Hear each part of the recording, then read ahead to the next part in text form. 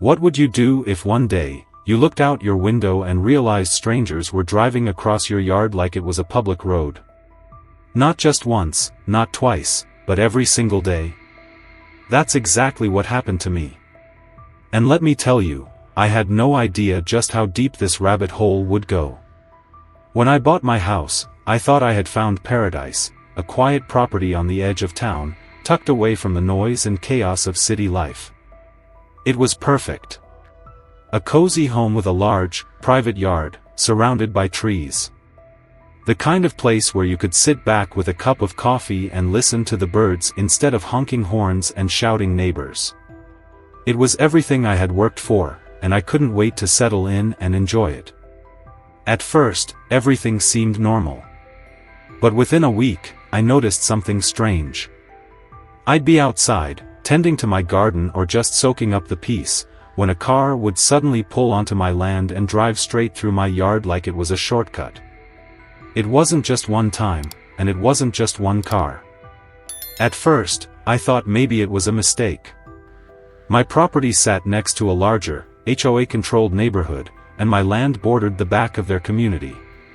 Maybe someone got confused. Maybe their GPS had glitched and sent them through my yard instead of the actual road. It seemed unlikely, but I tried to give people the benefit of the doubt. But then, it happened again. And again. And then again. At first, it was just a couple of cars, the same ones every day, as if the drivers thought they had some unspoken right to use my land as their personal road. I waved at them, trying to get their attention, expecting them to at least acknowledge me or apologize for the mistake. They didn't even look at me.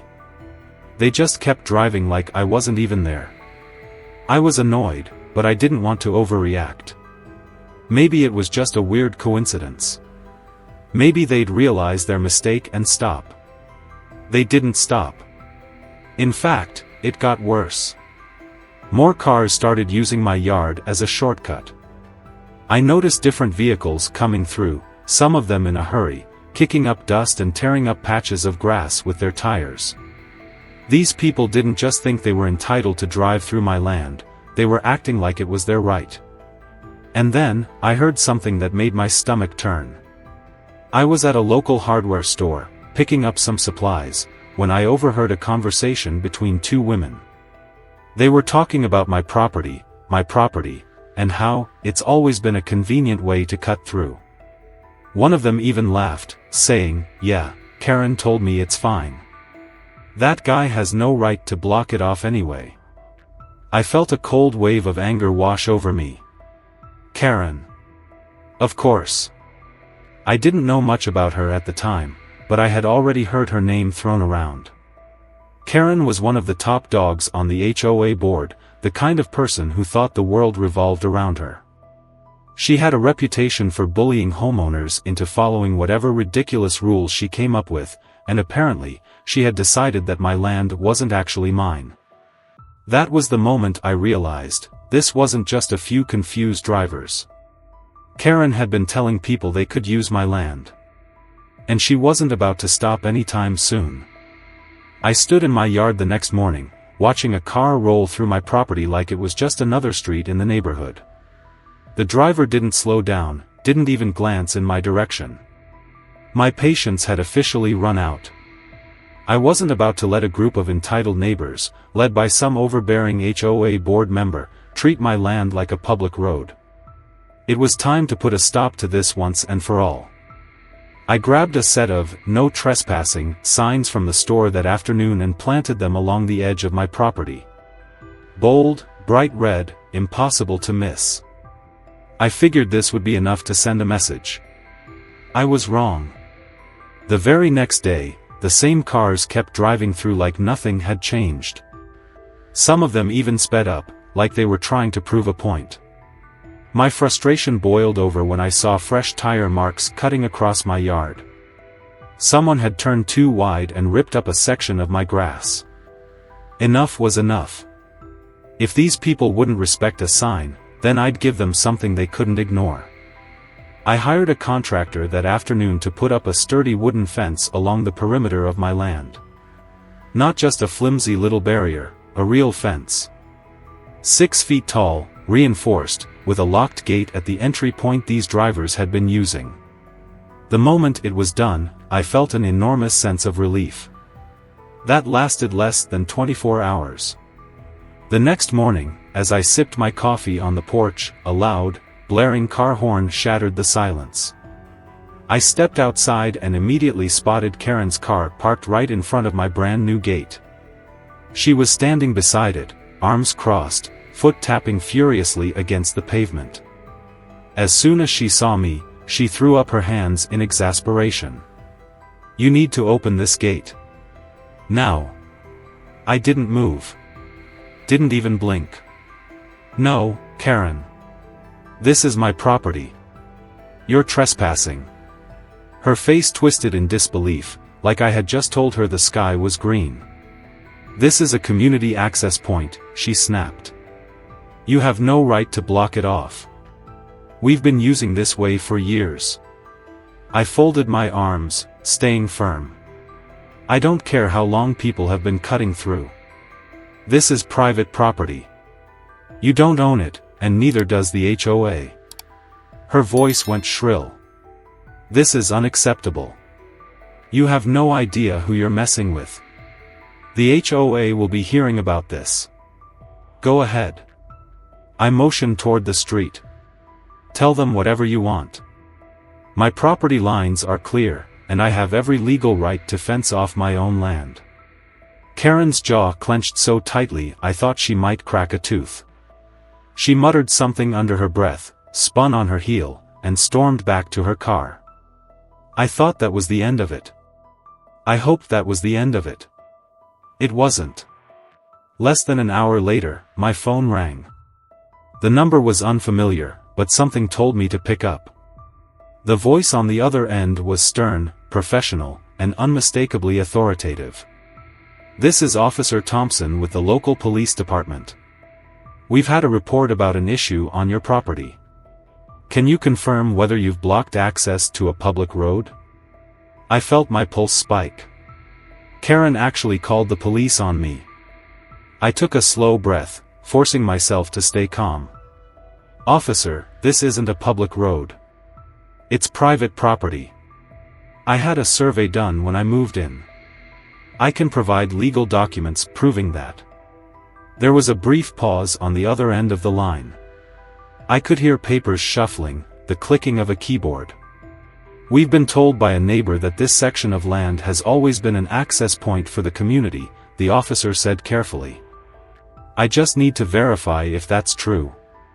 "It's not," I said, my voice firm. "The HOA never had any legal right to use my property. They just took advantage of the fact that there was nothing blocking the way before. That's not the same as having permission." Another pause. Then, finally, "All right, sir. I'll be coming by shortly to check things out." I hung up and clenched my fists, a slow-burning anger settling in my chest. Karen had actually lied to the police to try and force me to open the gate. And now, I was going to have to fight to defend my own land. I barely had time to process my frustration before a sharp knock on my door signaled Officer Thompson's arrival. Steeling myself, I opened it to find him standing there, another officer beside him. Karen, of course, was parked down the street, arms crossed, watching like she had front-row seats to my downfall. "Sir," Officer Thompson began, his tone neutral but firm, "I need to verify the situation."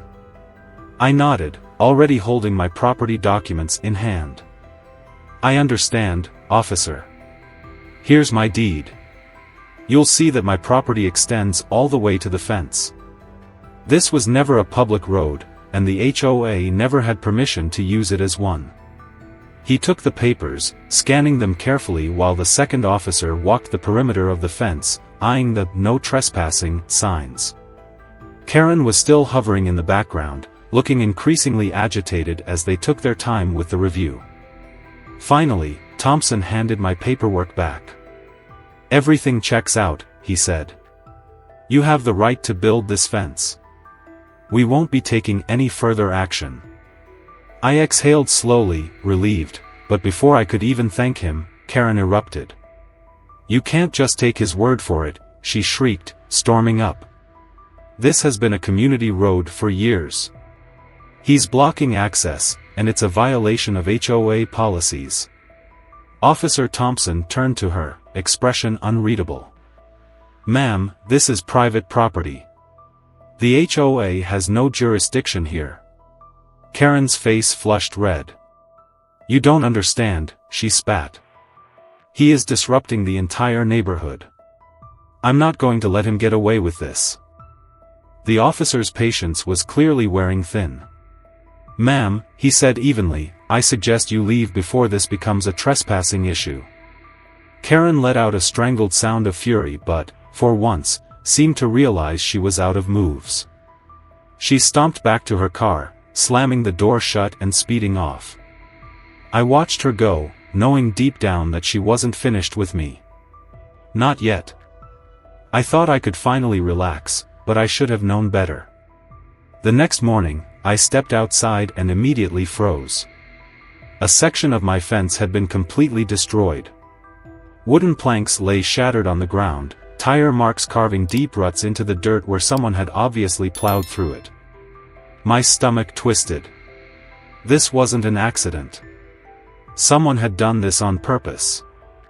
I stormed over, fists clenched, scanning the damage. Whoever did this hadn't just been reckless, they had been deliberate. I pulled out my phone and checked the security footage from my front camera. The timestamp read 3:17 a.m. And there it was.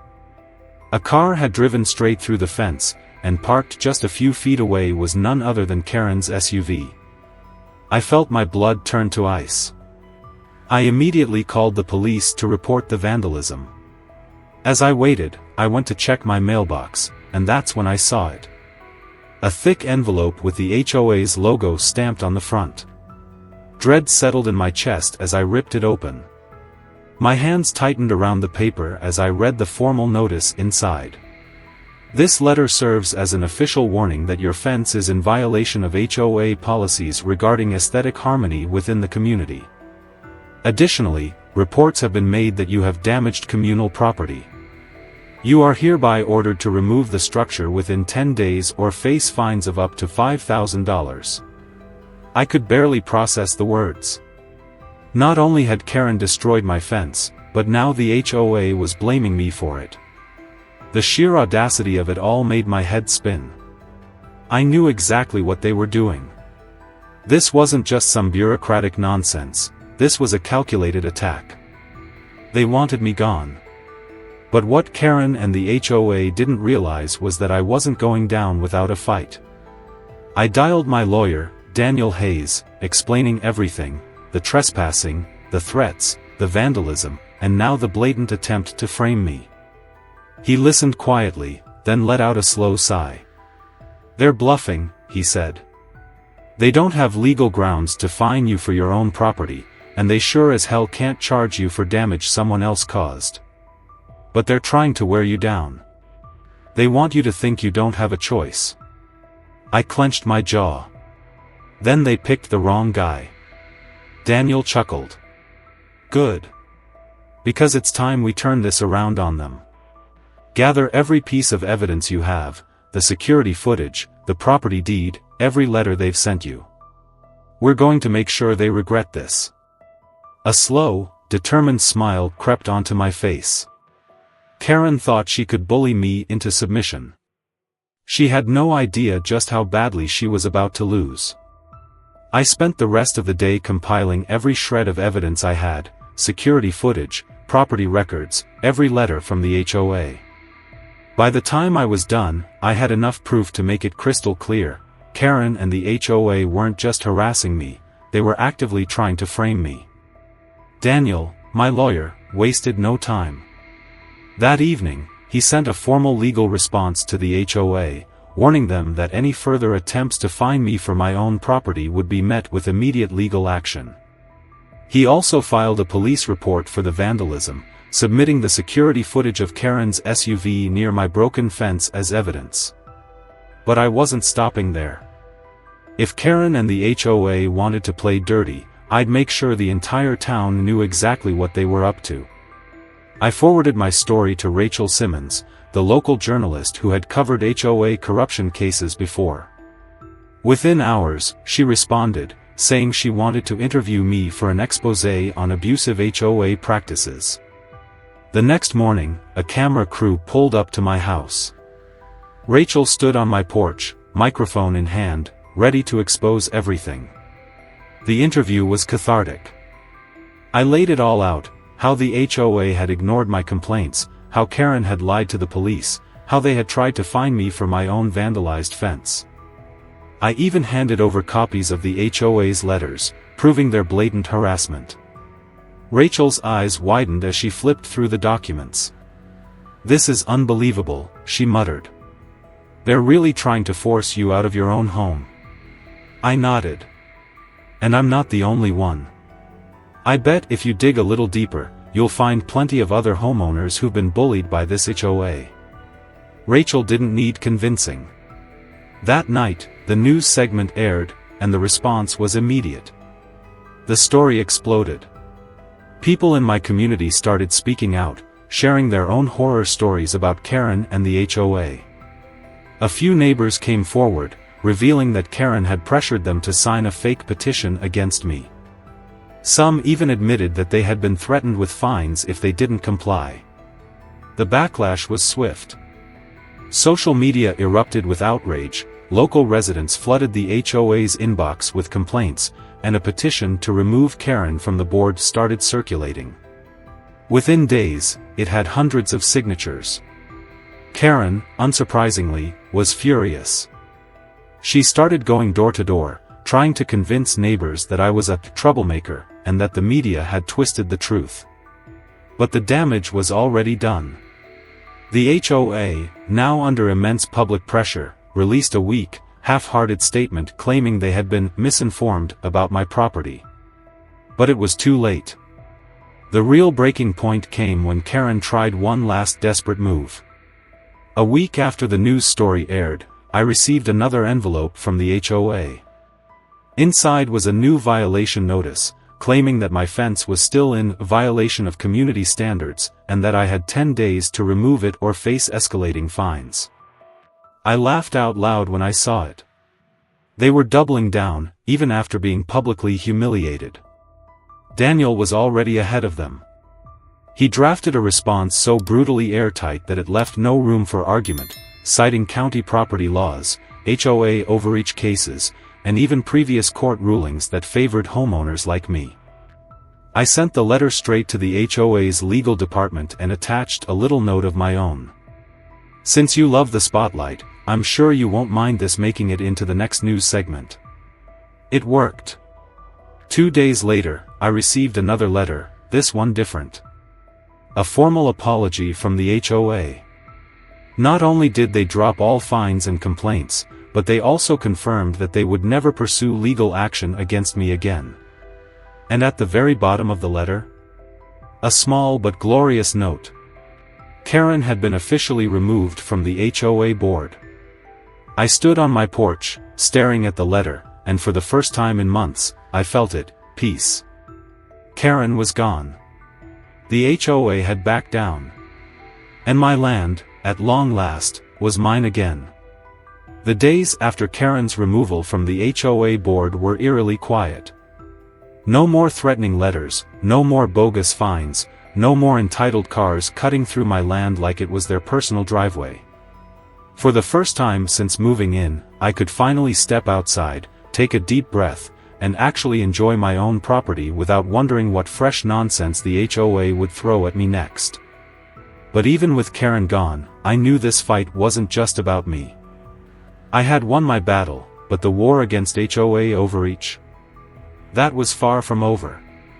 My inbox was flooded with messages, neighbors, strangers from other towns, even people from different states, all sharing their own horror stories about HOA abuse. Some had been fined for ridiculous reasons, others had been bullied into unnecessary renovations, and a few had even lost their homes after being bled dry by outrageous fees and legal battles. My story had struck a nerve. That's when I realized, this wasn't just about my fence. I started sharing everything I had learned, legal loopholes, strategies for fighting back, how to stand your ground against HOAs that overstep their boundaries. I joined homeowner forums, connected with legal experts, and even got invited to speak at a town hall about HOA reform. What started as a personal nightmare had turned into something bigger, a movement. More and more homeowners began pushing back, demanding more transparency, fairer regulations, and protections against HOA abuse. It wasn't an overnight change, but I could see the shift happening. People weren't afraid to stand up anymore. And as for me, I still live in the same house, behind the same fence, on the same land that Karen and the HOA once tried to take from me. Every time I walk past that gate, I remind myself, it's not just about the property, it's about the principle. Because at the end of the day, if you don't fight for what's yours, someone like Karen will try to take it from you. So now I ask you, have you ever felt powerless against an HOA, or a Karen, who thought they could control your home? Share your experiences below, let's see who had it worse.